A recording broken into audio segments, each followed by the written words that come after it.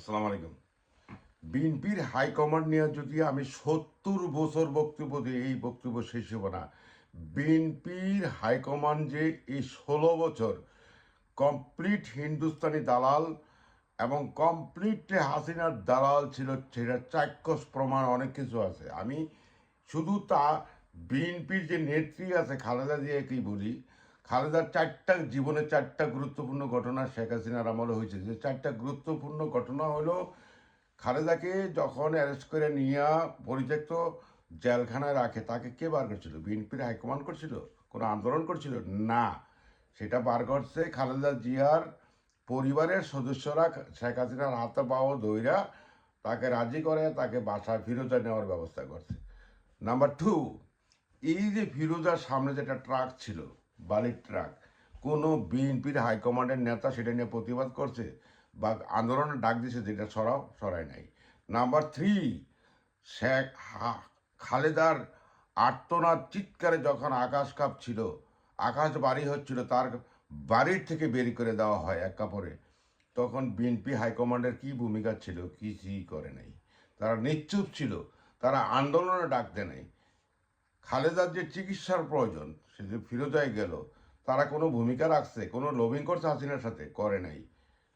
এই চারটা ঘটনার মূল কারণে আপনারা বুঝতে পারবেন বিএনপির হাইকমান্ড যে হাসিনার দালাল ছিল এবং হিন্দুস্তানি দালাল ছিল। তারা চায় নাই খালেদা বেঁচেতেও। তারপরে এই বিএনপির হাইকমান্ড কিন্তু কখনোই জিয়া হত্যার বিচার চায় নাই। ও জ্যাকব মিল্টন একটা মূল্যবান কথা বলছিল যে আমির খসরু যে চিটাগাঙ্গের, সে কিন্তু এই যে প্রভাবশালী যে নেতা আছে সালাউদ্দিন কাদের চৌধুরী, তার মৃত্যুর সাথে সে জড়িত, তার ফাঁসির সাথে জড়িত। এবং এই যে আব্বাস, সে কিন্তু ইলিয়াস হত্যার সাথে জড়িত।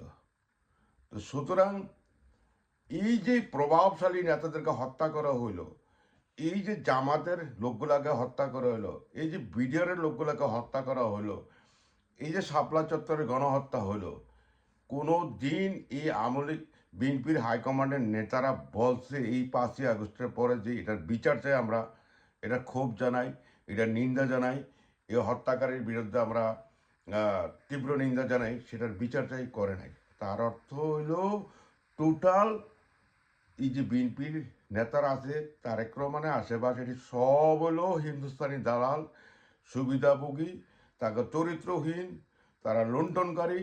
এই যে দেখেন ঋণ খেলাপির মধ্যে কত কোটি লোক রয়ে গেছে, শত কোটি হাজার কোটি টাকা তারা ঋণ খেলাপি হয়েছে। ঋণ খেলাপি অর্থ কি? মানে জনগণের টাকার ব্যাংকে রাখছিল, এই টাকা নিয়ে তারা খাইয়া লাগছে, এই টাকা জীবনও আদায় হবো না। এটার নাম হলো ঋণ খেলাপি। সুতরাং এই বিএনপির আসা শেষ। ওই যারা রাজাকার ছিল, রাজাকার টাইটেল দেওয়া হয়েছিল, তারাই দেশ চালাবে, তারাই ক্ষমতা আসার প্রয়োজন। ইনসাফের পতাকা এবং বাংলাদেশের সার্বভৌমত্ব টিকে রাখা দরকার, যদি আমরা মনে করি। কারণ আমিও ৩৯ বছর বিএনপির কর্মী ছিলাম, কিন্তু এখন নাই। আমরা রাজনীতি করি দেশ রক্ষা করার জন্য, মানুষকে সেবা করার জন্য, সমাজকে সেবা করার জন্য, সার্বভৌমত্বকে রক্ষা করার জন্য। তাই এখন ওই রাজাকার টাইটেল ফাইটাল বাদ, এইটা হলো ভারতের টাইটেল।